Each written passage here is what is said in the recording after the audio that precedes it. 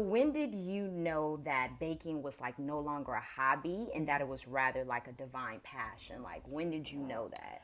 During the pandemic, actually, I was bored. I just started going into my master's program, and I was like, I need something to keep me occupied. Okay. Granted, I'm a mother. I just started graduate school and stuff like that. Right. But I'm like, you know what? I'm bored. I want to put this boredom to use. Okay. So once I did that, I started dibbling and dabbling in different desserts, mainly cupcakes because that's my specialty. Okay. But I started dibbling and dabbling, and it was just amazing. Like, I let my creativity flow. A lot of times I've hindered myself from going to do what I want to do in life, you know, because I was a teen mom. I had my daughter and stuff like that. I went through a lot in my life. Yeah. So just trying to put that energy and boredom and disappointment, shame into my craft. And ever since 2020, it's been up from there. Wow. I thought it was like much like earlier. So No.